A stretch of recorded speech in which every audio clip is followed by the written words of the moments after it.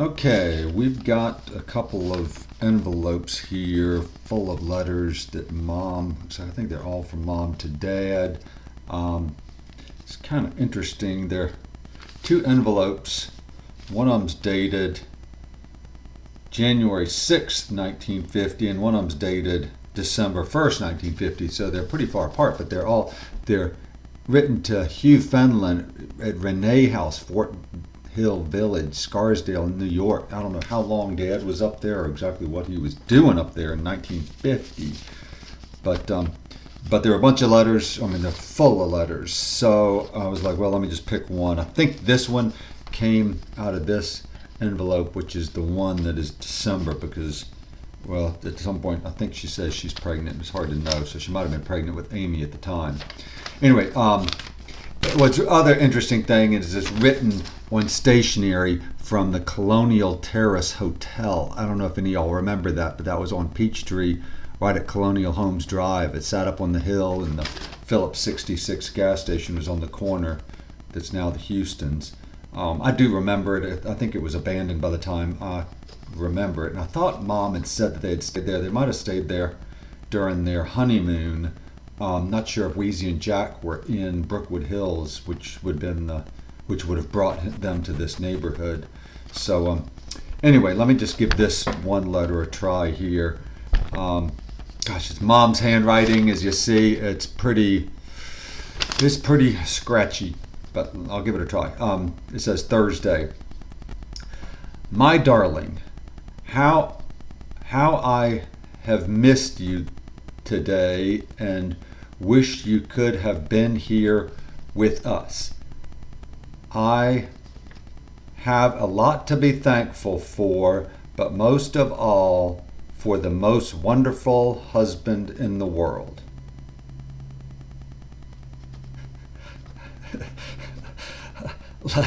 Let's see. Yesterday, Juliet and Mary Speed came by for a visit, and we had a nice chat.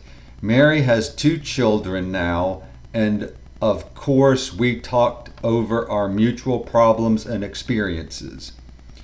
Julia says Alec is sort of wondering if he will be called, as he is Navy Reserve. Frenchie came over for supper as Bill drove to Columbia to pick up it looked like marijuana, but I don't think Bill went to Columbia to pick up marijuana. Pick up something. She was in pretty much pain. That would come and go, and we couldn't decide whether she was having labor pains or what. However, she was better today. We all went to Tutter's for dinner.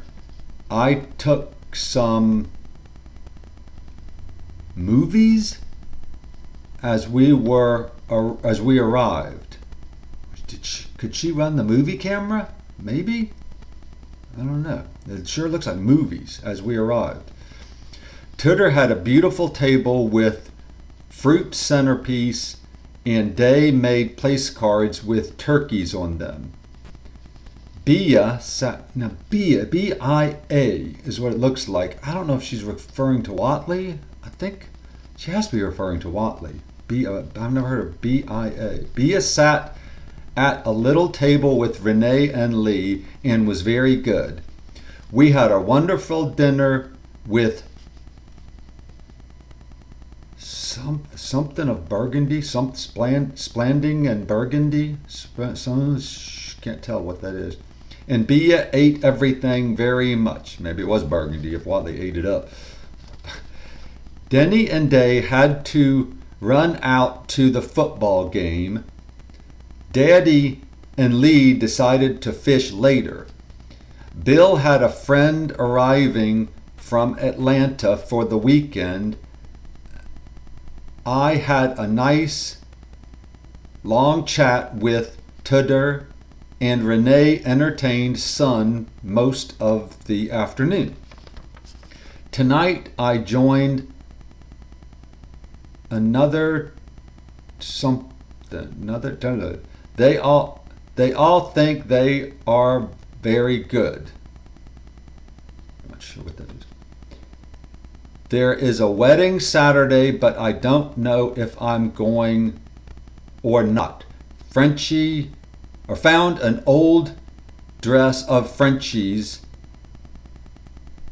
black taffeta, which looks much nicer on me, has full skirt, so covers my football or boot ball. But I think that's why I think that she was pregnant with Amy at the time. But it will have to be taken up tomorrow. If I go, Daddy thinks I should take son to Dr. Bailey and let him see his throat, but doubts they will decide to do anything. His opinion is, oh boy, that's impossible to read that word. It shouldn't be done unless absolutely necessary. And so the days so